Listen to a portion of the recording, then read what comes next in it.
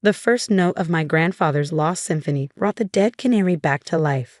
I dropped the ancient manuscript, backing away as the small yellow bird, stuffed and motionless on my mantel for the past decade, suddenly ruffled its feathers and began to sing. My name is Dr. Eleanor Walsh, professor of musicology at Benton University, and until that moment, I had built my academic reputation on rational analysis and historical accuracy. Now I stood in my living room watching the impossible unfold, wondering if grief had finally broken my mind. 3 days earlier, I had received a package from Vienna. Inside was a water-damaged leather portfolio containing sheet music, the handwriting unmistakably my grandfather's. The accompanying letter from the Austrian National Library explained they discovered it during renovation work, hidden in a sealed compartment behind the rare manuscript collection. My grandfather, Julian Walsh, had been a brilliant but obscure composer who disappeared in Vienna in 1973 while researching what he called the transcendental properties of harmonic structures. The family had received cryptic postcards for several months afterward, then nothing. His body was never found. Growing up, I'd idolized him despite never having met him, following his footsteps into music theory and eventually building my career on analyzing his published compositions. The discovery of new material from him was professionally exciting, but I hadn't expected it to be personally terrifying. The manuscript was titled simply Resonance, with a subtitle in my grandfather's handwriting. When played, brings alignment between worlds. I had assumed it was metaphorical, poetic language from an artistic mind. Now, as the formerly dead canary flitted around my living room, I wasn't so sure. With trembling hands, I picked up the manuscript again.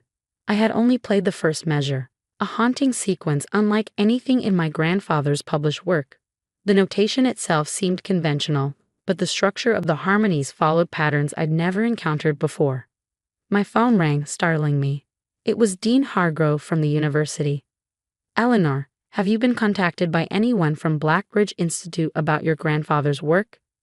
"No," I replied, watching the canary settle on my bookshelf. "Why?" "A man was in my office this morning, very insistent about meeting you. When I declined to provide your contact information, he implied certain funding opportunities for the department might depend on your cooperation." "Did he leave a name?" "Dr. Everett Chambers. Said he's the research director at Blackbridge." "Eleanor." The dean hesitated. "He knew about a package you received from Vienna. Said it was mistakenly sent to you and contains sensitive intellectual property belonging to his organization." My blood ran cold. The package had arrived only yesterday, addressed specifically to me. How could anyone know about it already? "I've never heard of Blackbridge Institute," I said carefully. "Neither had I, but they appear legitimate on paper. Private research facility, very well funded. They focus on unusual acoustic phenomena from what I could gather." After ending the call, I did a quick search for Blackbridge Institute. Their website was polished but vague, describing pioneering research into unexplored properties of sound and resonance. I found reference to Dr. Chambers, an impressive CV listing classified government work before joining Blackbridge 10 years ago. What I couldn't find was any historical connection to my grandfather or his work. The canary continued to sing, a complex melody that seemed to mirror portions of the manuscript I hadn't yet played. I made a decision and called my colleague, Professor Martin Chen from the physics department. "I need your help with something unusual," I told him, "and I need your discretion." When Martin arrived an hour later, he stared in disbelief at the canary. "You're certain this bird was taxidermied?" "For 12 years, I confirmed. It was my mother's. I kept it after she died." Martin, ever the scientist, took photographs and even managed to collect a small feather that had fallen onto the coffee table. "And you believe playing this music somehow reanimated it?" I demonstrated, playing just the first measure again. The canary, which had been quietly perched on the curtain rod, suddenly began to sing more vigorously, its song now interwoven with harmonics that complemented what I had played. Martin adjusted his glasses. "That's not possible." "Yet it's happening." I pointed to the manuscript. My grandfather believed music could affect reality at a fundamental level. Everyone thought he was brilliant but delusional. What if he was right? Martin carefully examined the notation. "These structures, they're almost like wave function equations. If sound could somehow influence quantum states," he shook his head. "I need to run some analysis. Before he could elaborate, there was a knock at my door. Through the peephole, I saw a tall man in an impeccable suit, flanked by two others in more casual attire. Something about their posture suggested they weren't academics. "Dr. Walsh," the suited man called through the door. "I'm Everett Chambers from Blackridge Institute. I believe you have something that belongs to us." Martin and I exchanged glances. I grabbed the manuscript, my laptop, and a few essentials, shoving them into my bag while Martin scooped the canary into his jacket pocket. We slipped out through the back door just as I heard the distinct sound of a key turning in my front lock. A key I hadn't provided. Martin drove us to his lab on campus. It was Friday evening and the science building was nearly deserted. "How will they have a key to your home?" Martin asked as we hurried through the quiet corridors. "They wouldn't," I replied. "Not legally." In Martin's lab, we placed the canary in a glass terrarium borrowed from the biology department. It showed no signs of distress, hopping about and occasionally singing phrases that corresponded eerily to segments of the unplayed symphony. Martin ran preliminary tests on the feather using equipment I didn't recognize, occasionally muttering technical terms that meant nothing to me. Finally, he turned to me with an expression of scientific awe. "This feather shows quantum entanglement patterns that shouldn't be possible in biological systems. It's as if," he struggled for words, "it's as if the molecular structure is resonating between different states of being." "What does that mean in plain English?" "It means your grandfather may have discovered how to use specific harmonic patterns to influence matter at the quantum level." He pointed to the bird. "That creature exists in a sustained superposition. It's both living and not living simultaneously." Before I could process this, my phone rang, an unknown number. "Dr. Walsh," came a smooth voice when I answered. "This is Everett Chambers. I think we got off on the wrong foot earlier by breaking into my home. A misunderstanding. Our security team is occasionally overzealous." "What do you want, Dr. Chambers?" "The same thing you do to understand your grandfather's work. Julian Walsh was one of us, Dr. Walsh, a Blackridge researcher. The manuscript you received was the result of years of classified research, and it's incomplete without our contextual data. If that were true, why was it hidden in Vienna for almost 50 years? A pause. Your grandfather had concerns about potential applications of his discovery. He attempted to withdraw from the project. We've spent decades trying to reconstruct his work. And now you want me to just hand it over. I want to offer you a position at Blackridge. Full access to our research, generous compensation, and the chance to complete what your grandfather started. All we ask is that you bring the manuscript and any results you've already observed." The canary sang a warning trill that raised the hair on my neck. "I'll need to think about it." "Of course. Though I should mention, your university receives significant funding through foundations we influence. It would be unfortunate if budget cuts affected your department next year." After disconnecting, I relayed the conversation to Martin. "They're not just going to let this go," he said grimly. "Whatever your grandfather discovered, they've been searching for it for decades." I spread the manuscript across Martin's desk. "Then we need to understand what it does before they find us." We worked through the night, Martin analyzing the mathematical relationships in the composition while I worked on interpreting my grandfather's notations. The margins contained cryptic comments. "Threshold reached at measure 49, and reality barrier thinnest at resolving cadence." By morning, Martin had created a computer model of the harmonic structures. "If I'm right," he said, his eyes red-rimmed from exhaustion, "this composition gradually builds a pattern of resonance that could theoretically affect the quantum probability field of anything exposed to it." Meaning it could reshape reality on a fundamental level, at least locally within the sound's range. The implications were staggering. Is that even possible? According to conventional physics, absolutely not. But then again, he nodded toward the canary, now sleeping peacefully in its temporary home. My phone buzzed with a text from an unknown number. "Your grandfather tried to destroy his work because he understood the danger. You should do the same. Meet me at St. Mark's Cathedral, noon today. Come alone. A friend of Julian's." I showed Martin the message. "Could be a trap," he warned. "Or it could be answers." I gathered the manuscript. "I'll go. You continue the analysis here." St. Mark's was nearly empty when I arrived, just a few tourists admiring the stained glass and a white-haired man sitting in the last pew. As I approached, he didn't look up. "Julian was right to fear what he discovered," the man said without preamble. Some doors shouldn't be opened. Who are you? Anton Novak. I worked alongside your grandfather at Blackbridge when it had a different name. His accent was faintly Eastern European. We were researching weaponized acoustics, ways to use sound to disrupt enemy communications, disabled equipment. Julian took the research in an unexpected direction. The transcendental properties of harmonics, I quoted. Anton nodded. He discovered certain harmonic combinations could create what he called resonance tunnels between realities. Places where the barriers between possible worlds grow thin enough to cross. That's impossible. So was quantum mechanics once. He finally looked at me, his eyes sharp despite his age. The military applications were immediately obvious. Imagine soldiers who could step through sound barriers into positions behind enemy lines, or weapons that could be shifted into a target location from another reality. And my grandfather objected. Julian discovered something worse than weapons. He found that sustained resonance could actually merge realities, bringing elements from one world permanently into another. Anton lowered his voice. The manuscript you have isn't just music, Dr. Walsh. It's a key that opens doors to places we don't understand and cannot control. If it's so dangerous, why did my grandfather preserve it rather than destroy it? Because knowledge, once discovered, cannot be undiscovered. He believed humanity would eventually find this doorway again. The manuscript contains not just the formula to open the door, but warnings about what lies beyond it. Anton checked his watch nervously.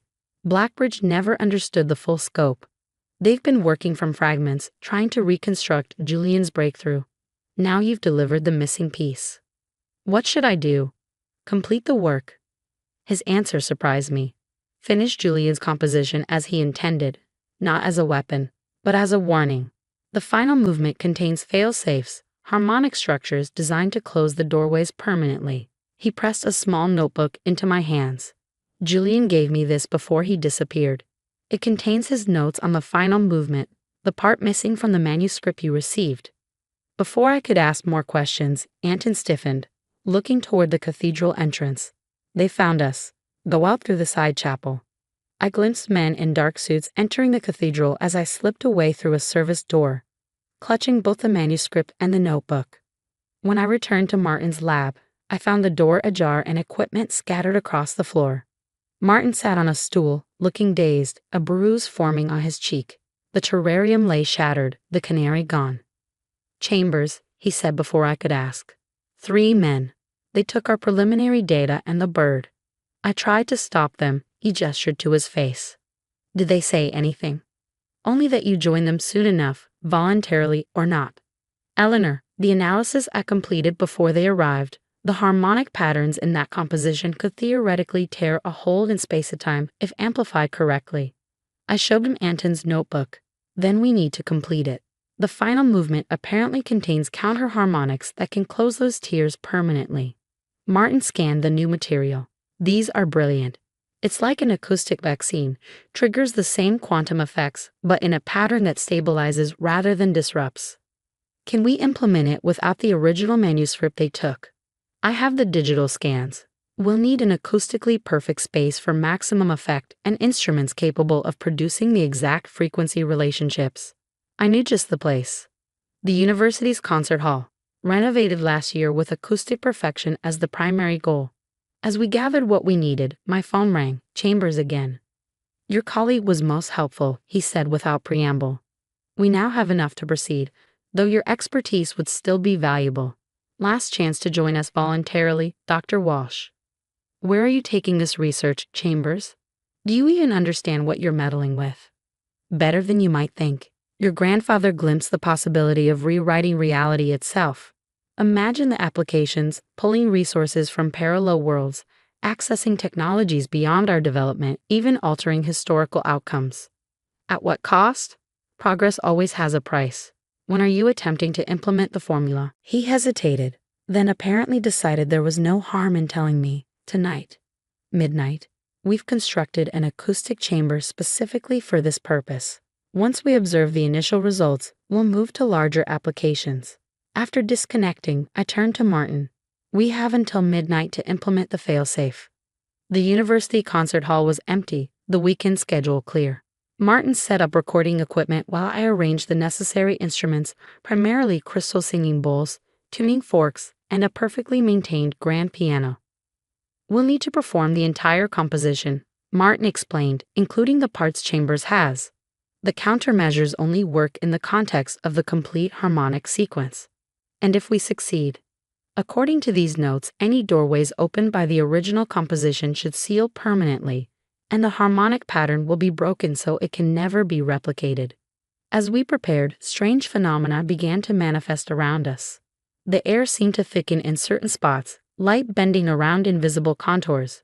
Small objects, pencils, paper clips, occasionally rose and hovered before falling again. "They've started," Martin said, checking his instruments. "They're already generating the preliminary harmonic field." I began to play, following my grandfather's composition precisely. Martin joined with the tuning forks at designated intervals, creating overlapping harmonic patterns that made the air vibrate visibly. As we reached measure 49, the threshold my grandfather had noted, the grand piano began to play itself, adding notes I wasn't touching. Around us, the air split into visible layers, like looking through shattered glass at multiple versions of the same room.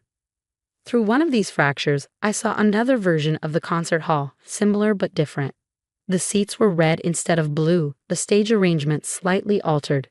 Through another, I glimpsed what appeared to be the same space but abandoned, dust-covered, and decaying. "Quantum windows," Martin gasped, still striking tuning forks in precise sequence. "We're seeing parallel realities where different choices were made." As the composition progressed, the windows grew larger. In one, I glimpsed movement, figures that looked human but moved wrong, their proportions subtly distorted. They seemed to notice us, turning toward our reality with expressions of hungry interest. "Keep playing," Martin urged. "We're approaching the failsafe sequence." My fingers flew across the keys as I integrated Anton's notations, creating counter-harmonies designed to collapse the resonance tunnels. The figures in the parallel reality pressed against the thinning barrier, their features becoming clearer, twisted versions of human faces, eyes too large, mouths too wide. One reached through, its elongated fingers stretching into our reality, grasping toward me. The air where it penetrated shimmered and sparked. I launched into the final movement, a complex sequence of harmonically opposed patterns. The effect was immediate. The quantum windows began to contract, the reaching figure jerked backward as if pulled by an invisible force. The piano keys became hot under my fingers, the strings vibrating so intensely I feared they might snap. Martin's tuning forks glowed with heat, but he continued striking them in sequence. In my mind, I heard my grandfather's voice, though I'd never actually heard it in life. "The doorway goes both ways, Eleanor. Complete the sequence." With a final thunderous chord that seemed to draw power from the very air around us, the windows to other realities collapsed completely. The reaching figure was violently pulled back, its inhuman shriek fading as the barrier between worlds sealed itself. The piano strings finally snapped, whipping through the air as the instrument fell silent. Martin's tuning forks shattered simultaneously, their fragments scattering across the stage. As the last echoes faded, we found ourselves in an ordinary concert hall once more. My grandfather's manuscript began to disintegrate in my hands, the pages turning to dust as if they had been waiting decades to finally fulfill their purpose.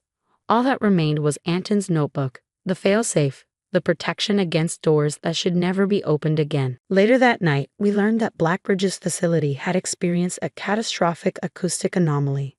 Their research was destroyed, their instruments rendered useless, and Dr. Chambers was found babbling about the things that almost came through. The canary had disappeared entirely, perhaps returning to whatever state of existence it truly belonged in. My grandfather hadn't been mad after all. He had discovered the music that could reshape reality itself, and had sacrificed everything to ensure it would never be misused. In completing his unfinished symphony, I hadn't just closed doors between worlds, I had finally brought his life's work to its true resolution.